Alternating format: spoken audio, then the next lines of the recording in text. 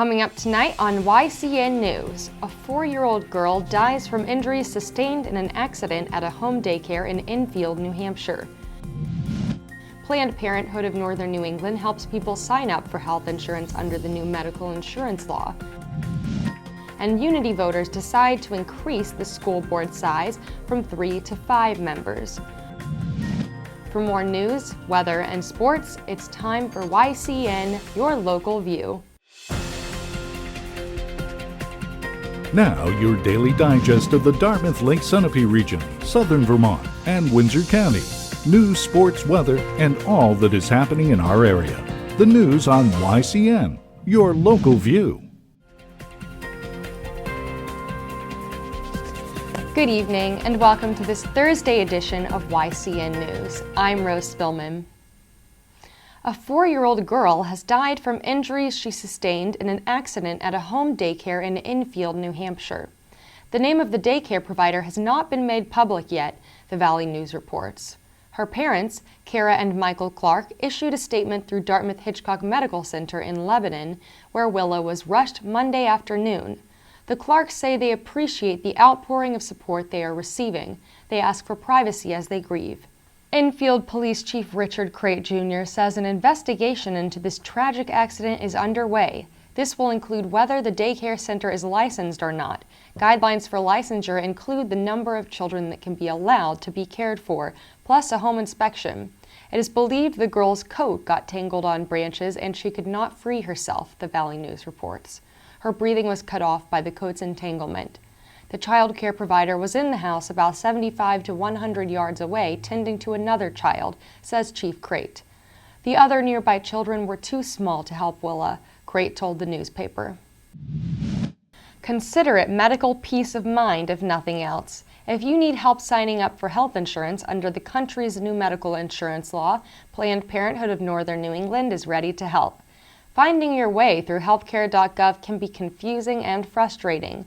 In New Hampshire, it is the only online site for health insurance registration.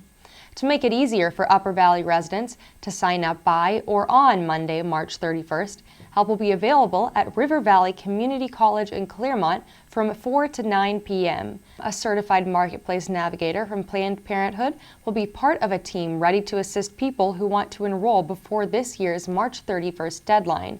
For more information regarding where to sign up, call Planned Parenthood of Northern New England at 1-866-476-1321.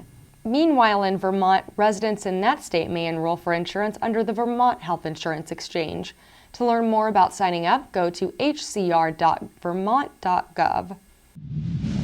When YCN News returns, we'll continue with more news. The YCN News continues in a moment. Hi, this is Anita from Brattleboro Mobile at Exit 3. The store now offers more products you can pick up when you're on the go. Green Mountain coffee, drinks and snacks, beer and wine, and hopefully your next winning lottery ticket. Also, Brattleboro Mobile has added diesel fuel to go along with the 3 different grades of superior mobile gasoline. And remember, we have a courteous staff, a brand new look, and a convenient location, all at Brattleboro Mobile. See you soon. Brattleboro Mobile on the roundabout at Exit 3. Welcome back to YCN News. I'm Rose Spillman. Flags across New Hampshire are flying at half-staff until sundown today, per order of Governor Maggie Hassan. This is to show the state's support of the Boston Fire Department, who lost 2 of its firefighters Wednesday afternoon in that city. The 9-alarm fire claimed the lives of veteran firefighters Lieutenant Edward J. Walsh and Michael R. Kennedy. The fire destroyed a 4-story brownstone condo building in the city's Back Bay section. New Hampshire sends our thoughts and prayers to the family and loved ones of firefighters Walsh and Kennedy, Hassan wrote in a statement. Boston media outlets reported yesterday that other firefighters continued to fight the fire and rescue residents in the building even as crews knew Walsh and Kennedy were trapped below. Hassan noted this in her statement, saying this moment is a tragic reminder that all of our first responders, no matter what state they live in, courageously risk their lives every day to ensure public safety. We owe them a never-ending debt of gratitude. When the Unity School Board next meets, it will be joined by its newest elected member, Craig Shute. Shute won a seat on the board, defeating challenger John Callum Jr. and incumbent Sean Randall. In all, Shute received 162 votes during the annual March 11th town and school district elections. 59 people voted for Callum, 46 people voted for Randall, who has served 12 years on the school board. The results of the early March election were announced by moderator Fred Bellimer at Saturday's school district meeting. Next year, when Unity voters mark ballots for school board members, they will vote for 3 people. That's because voters Saturday decided to increase the board size from 3 to 5 members. The warrant article passed on a voice vote. Unity School Board Vice Chair Prudence McCormick's term ends in March 2014. It is not known if she will seek re-election to the board. Plymouth Regional High School football coach Chuck Linehan knows a lot about football and life. For 43 years, he's shared those lessons on and off the field with his players, the Plymouth Regional Bobcats.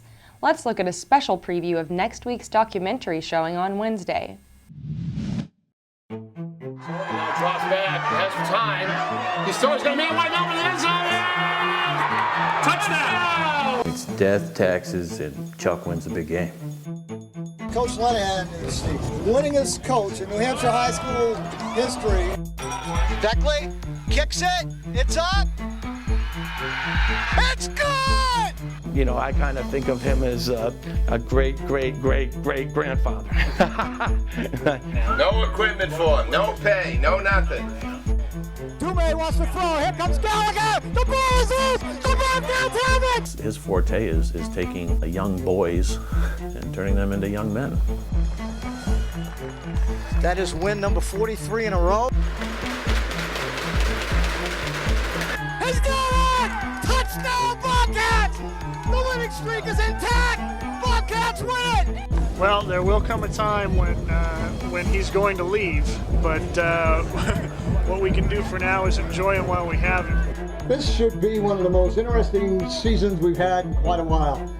Again, what are we doing? Coach Lannon has last year, he's going to have his hands full.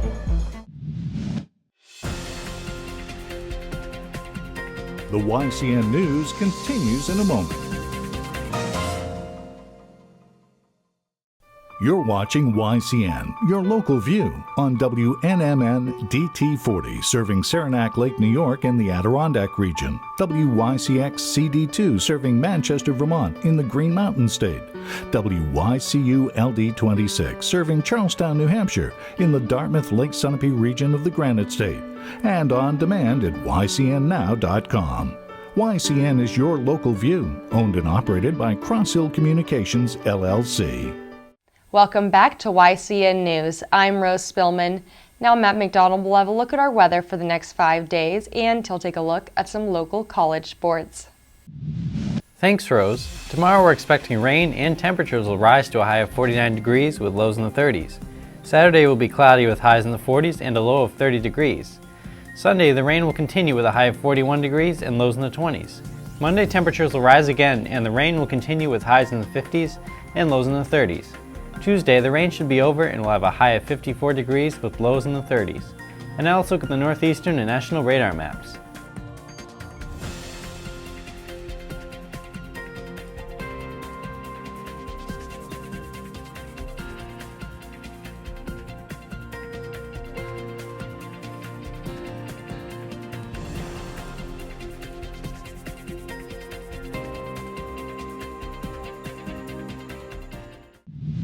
Now let's look at our community calendar. On Saturday, Brattleboro is holding its Winter Farmers Market at the Robert H. Gibson River Garden at 10 a.m. Saturday night, the Mole Hill Theater in Alstead, New Hampshire, has a performance by Rebecca Holtz in the Once Hollow at 8 p.m. Remember, you can submit local events from your community by sending them to news@ycnnow.com. And now let's take a look at college sports.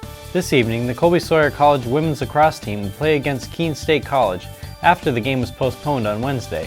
The game will take place on the Colby Sawyer campus starting at 4:15 p.m. We will bring you the results tomorrow. Let's look at last night's exciting women's lacrosse game between UVM and Dartmouth. UVM won the game after catching up from Dartmouth's scoring lead. The final score was 12-10. This win makes Vermont's record 9 wins and 2 losses, while Dartmouth's record drops to 4 wins and 4 losses. UVM player Sydney Moss was the high scorer for the game with 4 goals. UVM will go on to the American East Conference and face the University of New Hampshire in Durham, New Hampshire this Saturday at 1 p.m.